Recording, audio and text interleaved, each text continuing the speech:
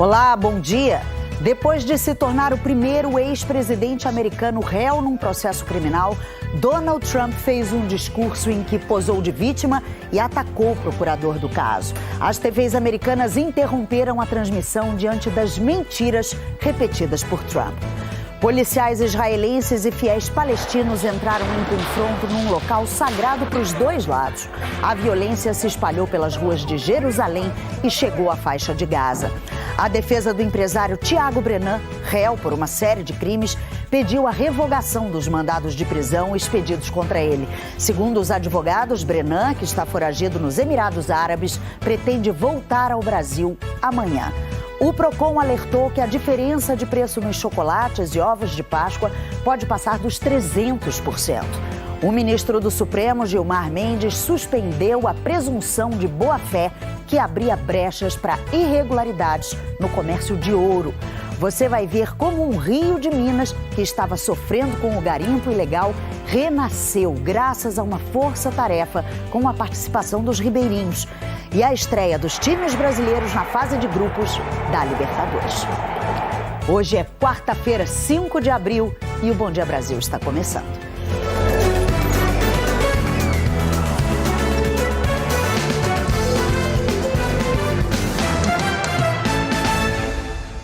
A gente abre a edição de hoje com mais um capítulo da atual onda de violência entre israelenses e palestinos. Dessa vez, tudo começou depois de um confronto num lugar sagrado para os dois povos. A correspondente Cecília Malan tem as últimas informações desses confrontos para a gente. Cecília, bom dia para você. Bom dia a todos. Ana Luísa, a violência se estendeu para a faixa de Gaza e o sul de Israel, mas tudo começou em Jerusalém Oriental, onde ficam construções sagradas do judaísmo e do Islã. Fiéis palestinos que rezavam na mesquita de Al-Aqsa receberam a informação de que um grupo de judeus radicais planejava sacrificar uma ovelha no local para comemorar a Páscoa judaica, que este ano coincide com o Ramadã, mês sagrado dos muçulmanos. Os palestinos, então, se entrincheiraram na mesquita com pedras, paus e fogos de artifício. Logo depois, a polícia israelense iniciou uma operação para retirá-los dali e o confronto começou. 350 palestinos foram presos, 14 ficaram feridos. O confronto se espalhou por toda a região, conhecida como Monte do Templo para os judeus e Nobre Santuário para os muçulmanos. Ali ficam o Domo da Rocha e a Mesquita de Al-Aqsa, construções sagradas do Islã, e o Muro das Lamentações, sagrado para o judaísmo. A Liga Árabe e a autoridade palestina condenaram a operação israelense, que deu início a mais este capítulo da atual onda de violência. Israel alega que, após tentar o diálogo, teve que retirar agitadores que ameaçavam a ordem pública e que profanavam locais sagrados. Horas depois, militantes palestinos na faixa de Gaza dispararam 16 foguetes contra o sul de Israel. A maioria foi interceptada, um deles atingiu uma fábrica. O exército israelense respondeu com tanques e aviões e bombardeou posições do Hamas, grupo militante islâmico que controla a região. O grupo afirma que 2 campos de treinamento foram atingidos. Até agora não há relatos de feridos. Vamos seguir acompanhando. Ana. Obrigada, Cecília. E bandidos explodiram uma agência bancária em Duque de Caxias, na Baixada Fluminense, essa madrugada. Teve troca de tiros e casas em volta foram atingidas. O Benhur Correia está no local da explosão. Fala com a gente ao vivo, né, Benhur? Bom dia. Oi, Ana Luísa, bom dia. A ação dos bandidos começou por volta de 2h30 da manhã. Aproximadamente 15 homens armados em 4 carros chegaram aqui, fecharam as ruas e renderam 3 policiais militares que estavam de plantão nessa cabine da PM aqui que fica em frente à agência. Os bandidos conseguiram roubar 2 pistolas e uma carabina que estavam com os agentes. Eles colocaram um explosivo na porta da agência bancária, uma agência da Caixa, mas a bomba não conseguiu derrubar a porta de vidro blindado. Nesse momento chegaram reforços de policiais policiais militares e outros policiais que moram aqui na região entraram em confronto com os bandidos. A gente tem imagens de câmeras de segurança. Houve uma intensa troca de tiros que seguiu por uma das ruas do bairro e acabou atingindo alguns prédios. A porta de vidro da varanda do apartamento de uma moradora foi atingida, mas ninguém ficou ferido. Os bandidos fugiram sem conseguir levar os valores da agência, mas levando as armas dos policiais. O esquadrão antibomba da Polícia Civil chegou por volta das 7 horas da manhã para fazer a varredura na região e os PMs rendidos prestaram depoimento à Polícia Federal, que está investigando o caso para identificar a quadrilha. Ana Luísa. Obrigada, Benhur. E a polícia de Minas prendeu um casal suspeito de usar drones para arremessar celulares e drogas para dentro de um complexo penitenciário na região metropolitana de Belo Horizonte. Os policiais chegaram até o endereço depois que receberam uma denúncia sobre a movimentação de decolagem de drones. No local, foram encontrados um drone com baterias e controles remotos, meia barra de maconha, celulares e chips telefônicos e ainda uma arma de fogo sem munição. A polícia também encontrou um kit com celular, chip e bateria pronto para ser lançado. De acordo com a PM, uma terceira pessoa seria responsável por operar o equipamento, mas essa pessoa ainda não foi localizada. 2 brasileiras que estão presas na Alemanha há quase um mês por tráfico de drogas foram ouvidas agora de manhã numa audiência de custódia na cidade de Frankfurt. Rodrigo Bocardi, bom dia para você aí em São Paulo. As autoridades alemãs disseram que há fortes indícios, sim, de que as brasileiras sejam inocentes.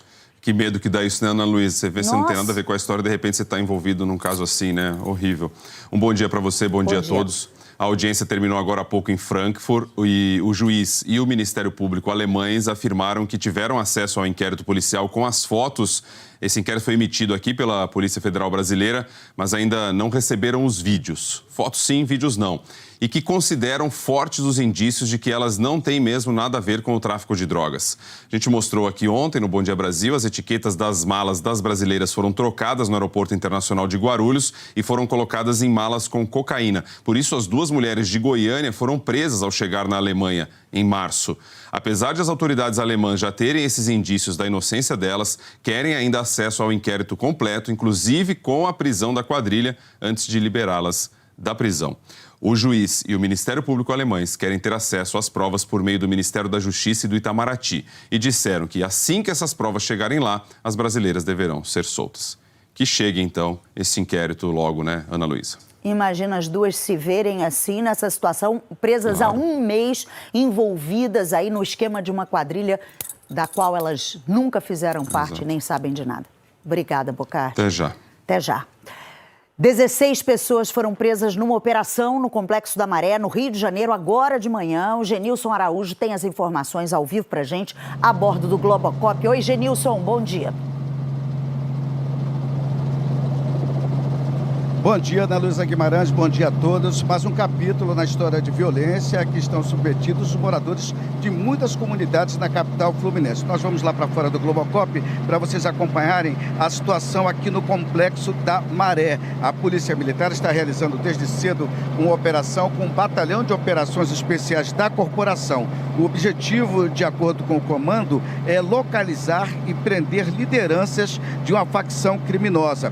Acontece, Ana Luísa, que em um determinado momento a polícia chegou a encurralar criminosos dentro de um CIEP. Eles procuraram abrigo dentro de um CIEP. Nós temos imagens da correria, foi muito grande, muitas pessoas ficaram com medo, muitos pais ficaram apreensivos com essa movimentação de criminosos no CIEP. Você vê que muitas pessoas foram para as instalações do CIEP. A polícia, até o momento, já prendeu 16 pessoas, apreendeu 3 fuzis e mais 4 pistolas. De janeiro até meados de março, a polícia do Rio de Janeiro, as polícias atuando no Rio de Janeiro, apreenderam mais de 200 fuzis nas mãos de criminosos. Ana Luísa Guimarães. Genilson, obrigada. Só aqui reiterando, o CIEP é uma escola pública, né, um tipo de escola pública que prevê aí o ensino integral, né, durante todo o dia. Então, mais uma operação policial é a violência diária no Rio de Janeiro, precisando aí interromper as aulas porque os bandidos invadiram uma escola pública e isso, infelizmente, tem sido recorrente. Escolas interrompidas, serviços de saúde interrompidos por causa da ação de bandidos e dos confrontos policiais. A defesa do empresário Thiago Brenan, réu por agredir uma mulher numa academia em São Paulo e em outros 5 processos criminais, pediu à justiça brasileira a revogação dos mandados de prisão para que ele volte espontaneamente ao país. O Bocardi, o herdeiro, está foragido nos Emirados Árabes desde setembro do ano passado. Exatamente. E a defesa diz que Brenan quer voltar ao Brasil amanhã. Os advogados afirmam que ele não quer ser preso ao chegar. Thiago Brenan, segundo a defesa, foi aos Emirados Árabes a trabalho e pretende entregar o passaporte assim que voltar ao Brasil. Além de não ser preso, Brenan quer que o nome dele seja retirado da lista de procurados da Interpol. Ele é investigado em pelo menos 8 crimes, é réu em 6 deles e em 4 desses 6 casos está com a prisão preventiva decretada. Um dos pedidos de prisão se refere à agressão contra a modelo Helena Gomes depois de uma discussão dentro de uma academia. Ele também é acusado de estuprar a estudante de medicina Stephanie Cohen em 2021 e de ter sequestrado, tatuado e mantido uma mulher em cárcere privado na fazenda dele em Porto Feliz, no interior paulista. A justiça ainda não se pronunciou a respeito do pedido de Thiago Brenan. A gente acompanha o que percebemos, né, Ana Luísa, que é um pedido bem ousado. É, ousado porque ele está fora do Brasil desde setembro, com vários processos aí contra ele. Quem que quer ser preso, né, Rodrigo? Obrigada. Os casos de importunação sexual contra mulheres aumentaram em várias regiões do país. A gente conversa sobre esse assunto com a Liliana Junger, em Minas. Liliana, bom dia para você. A grande dificuldade, né, na hora de registrar os casos ainda leva muitas mulheres a desistirem, né, de levar o caso à polícia e continuarem vulneráveis, né, a novas agressões. Pois é, o que não pode acontecer, né, Ana? Bom dia para você, para todo mundo que está acompanhando a gente. Aqui em Minas, só nos 2 primeiros meses do ano, foram mais de 583 casos. Só que a conta deve ser ainda maior, já que nem todas as mulheres conseguem fazer o registro. Trazem lembranças ruins para esta mulher que prefere não mostrar o rosto. Estava sentado. Ele simplesmente abriu a calça e eu me senti violada naquele momento. E depois da situação constrangedora, ainda veio a dificuldade para levar o caso adiante, porque o homem escapou antes de ser identificado. Mandei o motorista parar, falei o que ele estava fazendo e ele desceu do ônibus que a porta estava aberta e correu. Aí eu procurei a delegacia, mas eles não conseguiram encontrar o rapaz, né? Mas mesmo assim eu registrei mediante ao motorista do ônibus, que foi, no caso, a minha testemunha. Até 2018, a importunação sexual no Brasil não era crime, era contravenção penal e a lei previa apenas a aplicação de multa. Com a mudança, a punição passou a ser prisão de 1 a 5 anos. Embora seja considerado um marco jurídico, um avanço importante na defesa das mulheres, muitas vítimas ainda encontram dificuldades na hora de denunciar esse tipo de crime. Para a presidente da Comissão de Enfrentamento de Violência contra a Mulher em Minas, é preciso denunciar rápido, até para não perder as provas. A denunciar, se possível, imediatamente. E mesmo que ela não tenha toda a qualificação exata do agressor, mesmo que ela não tenha o endereço dele, ela pode denunciar, registrar um boletim de ocorrência. Na semana passada, uma jovem tomou o celular de um homem que tirou fotos do corpo dela dentro de um ônibus, na região metropolitana de BH. Olha aqui, gente, indo trabalhar, ele me filmando, tirando foto minha. Leandro Basílio Salomé, de 43 anos, foi preso em flagrante, mas já foi solto e aguarda a investigação em liberdade. Casos assim vêm crescendo pelo país. Em São Paulo, só nos 2 primeiros meses do ano, a Polícia Civil registrou mais de 1.000 ocorrências.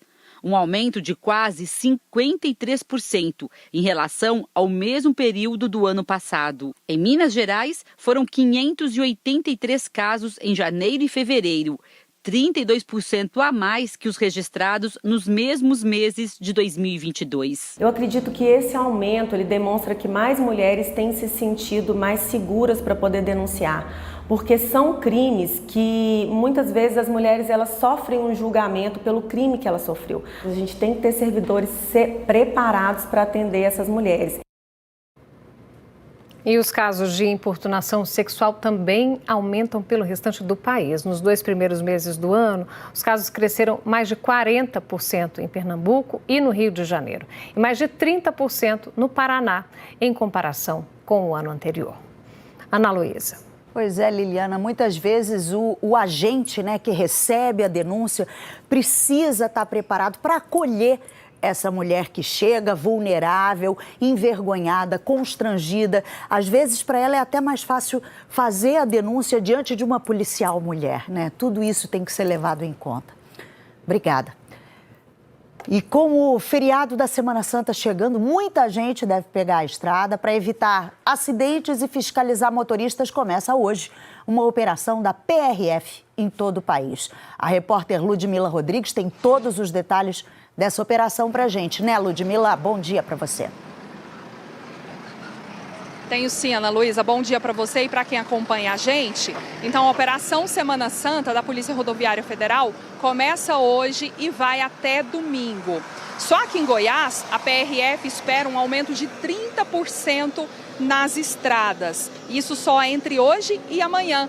Por isso, os agentes vão estar de olho aí e preparados em pontos estratégicos para evitar casos de excessos de velocidade, como que aconteceu na última semana na BR-060 entre Brasília e Goiânia, em que um carro foi flagrado a 222 km por hora. Esse é o maior índice registrado pela PRF em Goiás. Os agentes vão estar de olho também nas ultrapassagens proibidas e vão intensificar a fiscalização com bafômetro. A multa para quem bebe e assume a direção é de quase R$3 mil e o condutor ainda tem a CNH suspensa por 1 ano. Lembrando que na operação do ano passado foram registrados em todo o país 736 acidentes com 64 mortes. Ana Luísa. Obrigada. E feriadão chegando, vamos saber então a previsão do tempo. Marcelo Pereira, tem muita chuva prevista para o litoral nordestino, né? Bom dia. Oi, Ana Luísa, bom dia para você. Pois é, viu, Ana Luísa, hoje todo o litoral do Nordeste está em alerta de perigo por conta dessa chuva forte, viu, Ana Luísa? Oi, pessoal, bom dia para vocês também. E por que os temporais se espalham pela costa nordestina? Bom, aquela alta pressão, a gente mostrou aqui no Bom Dia Brasil, passou pelas regiões sul e sudeste, agora está empurrando o vento úmido do mar pro litoral do Nordeste. Nas imagens de satélite dá para a gente entender melhor essa situação. Essa alta pressão está aqui, está bem afastada, mas mandando muito vento e instabilidades aqui para essa região. No litoral norte do Nordeste, a Zecite ainda provoca chuva. E está vindo do Paraguai um sistema de baixa pressão que vai mudar o tempo por aqui na Sexta-feira Santa, mas nós vamos falar sobre ela ainda amanhã, tá? Agora a gente abre a janela para João Pessoa, porque hoje tem possibilidade de alagamentos na capital da Paraíba, tá, gente? Hoje um dia abafado por aí ainda, apesar da chuva, com máxima de 29 graus. Até por isso a capital paraibana aparece na área de destaque, com 25 milímetros de chuva. E também Corumbá, em Mato Grosso do Sul, por conta daquele sistema de baixa pressão, também já começa a sentir os efeitos da chuva forte, hoje com 30 milímetros. Cidades com maiores acumulados hoje, aqui na tela, Natal, Salvador, São Luís, Rio Branco e Belém. Em São Paulo, o dia começou com um nevoeiro bastante denso. No aeroporto de Congonhas, a visibilidade era de pouco mais de 400 metros no comecinho dessa manhã. Nevoeiro provocado por causa da queda de temperatura e da umidade em alta. Agora, imagens ao vivo, essa névoa já está dissipando e por aqui não tem previsão de chuva hoje, tá? No Rio também não chove, dia ainda mais quente que São Paulo, com máxima de 32 graus. Também não vai chover nas áreas mais claras do mapa, em partes do Rio Grande do Sul, entre Paraná e São Paulo, no Rio em Minas, Minas e Bahia e aqui no norte de Roraima. Eu me despeço abrindo a janela para Curitiba, Ana Luísa. O dia também começou com nevoeiro, mas até o final da manhã o sol brilha forte. Máxima de 26 graus. Bom dia. Bom dia para você, Marcelo. Obrigada. E olha essa história, uma equipe da Marinha resgatou um pequeno barco de pesca à deriva no Rio Negro, em Iranduba, perto de Manaus. A embarcação com um casal de pescadores estava desaparecida havia uma semana. A mulher, Maria das Graças Mota Bernardo, de 68 anos, foi encontrada com vida. O marido dela, o José Nilson de Souza Bernardo, teve um infarto e morreu durante a pescaria. Como ela não sabia retornar para casa, ficou perdida no meio do rio. Nessa terça-feira, um helicóptero da Marinha localizou o casal. Uma lancha foi enviada para fazer o resgate. A pescadora foi levada para um hospital em Manaus em situação estável. Ela disse aos médicos que sobreviveu comendo peixe cru. Coitada, imagina o trauma. Perdeu o marido, ainda ficou perdida durante uma semana. O ministro Gilmar Mendes, do Supremo Tribunal Federal, suspendeu a possibilidade de compra de ouro com base apenas nas informações prestadas pelos vendedores. Vamos falar com o Heraldo Pereira, em Brasília. Heraldo, bom dia para você. O ministro ainda fez outras determinações contra o comércio ilegal de ouro, né? Ele fez cobranças à administração pública. Bom dia, Ana Luísa Guimarães. Bom dia especialmente a você, que está sempre conosco aqui no Bom Dia Brasil. Esta ação está sob a relatoria do ministro Gilmar Mendes, da Corte Suprema. Ela é do Partido Verde. Questiona a lei federal para a regularidade da compra de ouro produzido em áreas de garimpo e a possibilidade de a lei baseada em princípio jurídico segundo o qual a boa-fé se presume, a má-fé se prova, desse princípio permitir que compradores de ouro levem em conta apenas as informações prestadas pelos vendedores. É uma regra que, ao dispensar mecanismos mais rígidos de fiscalização, pode contribuir para o garimpo e o comércio ilegal de ouro na Amazônia. Decisão do ministro Gilmar Mendes já está em vigor. Ainda assim, vai ser por ele submetida a julgamento conjunto na Corte Suprema. A determinação é para que o governo federal adote em 90 dias um novo conjunto de regras para fiscalizar o comércio de ouro, especialmente a verificação da origem. O ministro, que tem mais tempo de atividade na Suprema Corte, também exigiu providências para inviabilizar compra de ouro que é extraído e contrabandeado de áreas de proteção ambiental e de terras indígenas. Na decisão, o ministro Gilmar Mendes disse que é preciso que esse consórcio espúrio, formado por garimpo ilegal e organizações criminosas, seja o quanto antes paralisado. O provimento da medida cautelar, que tecnicamente é a antecipação dos efeitos da ordem pelo Supremo Tribunal Federal, é um meio adequado e necessário para tanto, concluiu ele. O ministro Gilmar Mendes afirmou na decisão que as regras previstas na lei acabam por sabotar a eficácia do controle de uma atividade poluidora que viola princípios constitucionais de proteção ao meio ambiente. Segundo o ministro, as mudanças na lei mostram que a simplificação da compra e venda permitiu a expansão do comércio ilegal de ouro. E o rio Jequitinhonha, na região norte de Minas, está praticamente livre da poluição provocada pelos garimpos. A limpeza das águas só foi possível graças a uma força-tarefa que envolve entidades e a população ribeirinha. Quem vê o rio Jequitinhonha assim, limpinho, não imagina que há 4 anos ele estava desse jeito. Em 2019, as polícias federal e militar e a Secretaria de Estado de Meio Ambiente fizeram uma operação contra o garimpo ilegal de diamantes.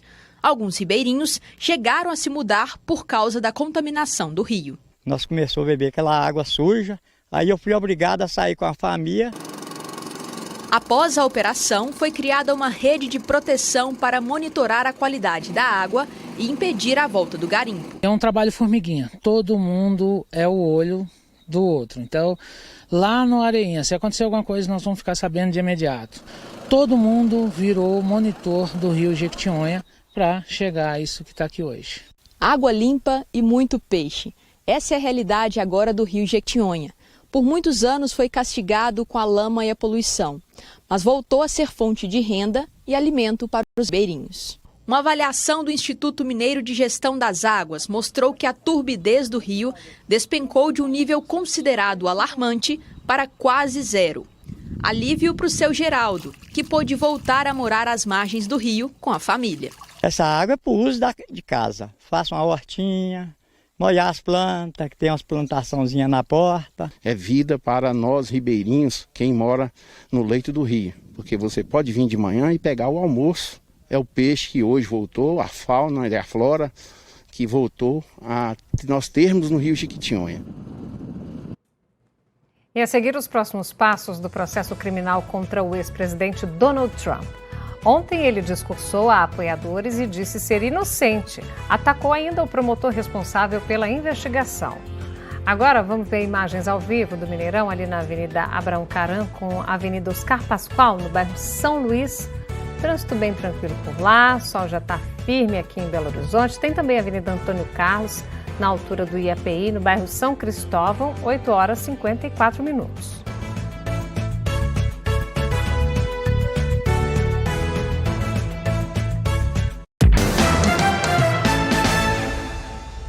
A primeira audiência do ex-presidente Donald Trump na justiça americana é o principal destaque dos jornais internacionais. Trump agora é oficialmente réu por ter falsificado documentos sobre o pagamento que fez pelo silêncio de uma atriz pornô durante a campanha eleitoral de 2016. Carolina Cimente, quais são os próximos passos do processo? Bom dia para você. Bom dia, Ana Luísa. Bom dia a todos. Olha, a Procuradoria agora precisa detalhar ainda mais a acusação contra Trump. Ontem, na audiência, o ex-presidente ouviu o juiz ler 34 crimes pelos quais ele está sendo acusado. O procurador responsável pelo caso disse que a lei não exige que os crimes sejam especificados na primeira audiência. E agora, eles pretendem produzir a maior parte do material em 65 dias. Os promotores denunciaram o esquema de Trump para encobrir informações negativas sobre ele na campanha de 2016. Esse esquema inclui pagamentos não só à atriz pornô Stormy Daniels, mas também a uma ex-modelo da Playboy, Karen McDougal, e a um ex-porteiro da Trump Tower. Já a equipe de defesa de Trump tem até 8 de agosto para apresentar qualquer tipo de recurso. E um dos advogados dele já disse que o processo vai ser contestado.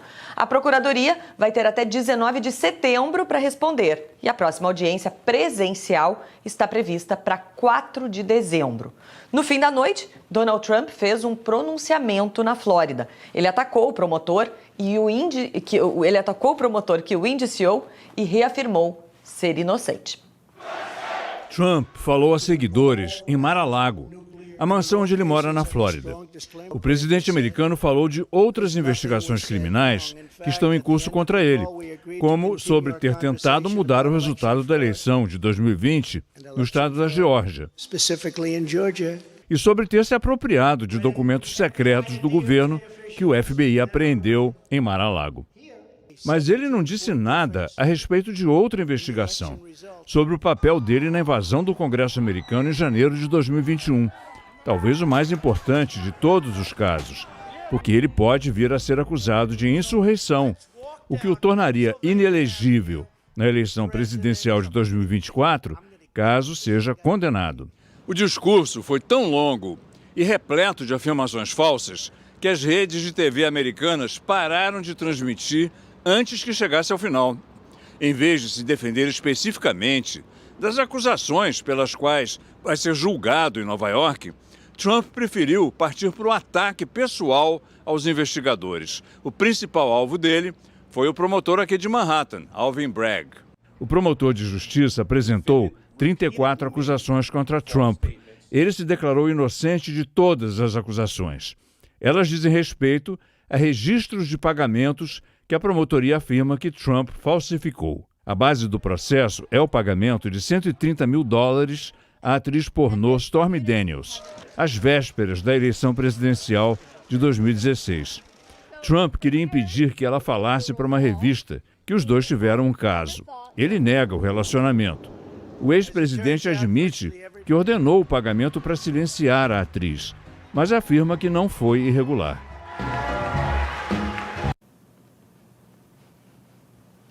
Agora, um momento que aconteceu antes da audiência de ontem está repercutindo muito nas redes sociais. A imagem registrou o momento em que Donald Trump passa pela polícia em um corredor do tribunal.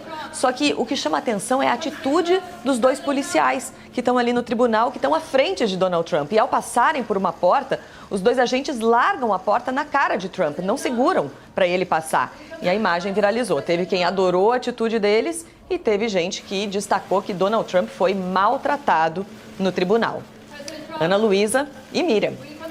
Bom dia. Bom dia, Carolina. Obrigada. Pois é, Miriam Leitão está aqui para conversar com a gente sobre as acusações contra o presidente americano, porque essa é a denúncia mais avançada contra Trump, que é alvo de outras investigações, né, Miriam? Bom dia. Pois é, né? Bom dia para Carolina Cimenti, sempre competente. Bom dia, Ana Luísa. Bom dia a todos que acompanham o Bom Dia Brasil.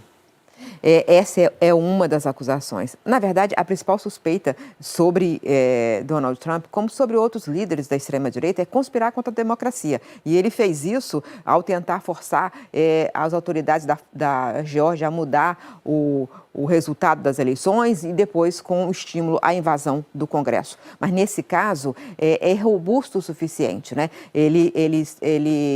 São muitas acusações de manipulação da contabilidade da empresa e dele para esconder que comprou o silêncio de pessoas, levando-os a mentir ou omitir fatos sobre ele. Então, isso é importante o suficiente, isso atinge diretamente, mas tem outras suspeitas. Da mesma forma que no Brasil, Ana Luísa, hoje é o dia que Jair Bolsonaro, o ex-presidente, vai ser interrogado na Polícia Federal sobre o caso das joias. O caso das joias é robusto o suficiente, né? Porque tem um conjunto grande probatório de que ele tentou se apropriar, ficar com esse benefício, joias de valor exorbitante, para ele. Mas a principal suspeita sobre Jair Bolsonaro também é conspiração contra a democracia. Em relação ao Trump, Miriam, o que essa acusação de ontem representa para ele politicamente? Pois é, vários analistas estão dizendo que isso o beneficia no primeiro momento, porque ele volta a ganhar os holofotes, ele teve a divulgação da sua fala, ainda que interrompida, e ele pôde repetir suas mentiras, e essa técnica de mentir para atrair a atenção e construir uma versão completamente falsa sobre os eventos. Mas, a médio prazo, a interpretação também dos especialistas é que ele perde a médio prazo. No primeiro momento, ele volta para o holofote, mas ele perde densidade eleitoral. Nos Estados Unidos é diferente, ele pode ser indiciado, como foi indiciado agora, e continuar candidato, mas no caso de conspiração contra a democracia, como estava explicando, pontual, aí ele não pode concorrer. Mas nesse primeiro momento, o que vai aparecer é que ele conseguiu se aproveitar desse momento negativo, mas ele vai perder densidade eleitoral. Tá certo. Obrigada, Miriam. A fisiculturista Ellen Cristina Ottoni Campos postou uma foto na internet no início dessa semana comemorando a recuperação depois de ser baleada 4 vezes durante uma briga com o namorado no bairro Liberdade, em Belo Horizonte. Nós mostramos esse caso aqui no Bom Dia Brasil e o crime foi no dia 23 de fevereiro. Ellen ficou internada por quase um mês. O ex-companheiro dela, Weldrin Lopes de Alcântara, continua preso. Nós procuramos a Polícia Civil para saber o andamento das investigações, mas ainda não tivemos resposta. E a Polícia Civil informou que não tem recursos humanos para cumprir a lei sancionada ontem pelo presidente Lula, que determina o funcionamento 24 horas de delegacias da mulher. Com 853 municípios, Minas tem atualmente 69 delegacias especializadas de atendimento à mulher, sendo 2 em BH e 67 na região metropolitana e no interior. Só uma, na capital, já funciona 24 horas por dia. A Polícia Civil afirmou que a regra federal não considera a fonte de custeio para ampliação das despesas com contratação de novos servidores e reforçou que os casos de violência doméstica e familiar contra a mulher fora do horário do expediente são encaminhados para as delegacias de plantão. Daqui a pouco, publicada no Diário Oficial da União, a portaria que suspende por 2 meses a implementação do novo ensino médio. O governo quer mais tempo para debater as mudanças. Agora, imagens da Avenida do Contorno com Cristóvão Colombo, 9h06.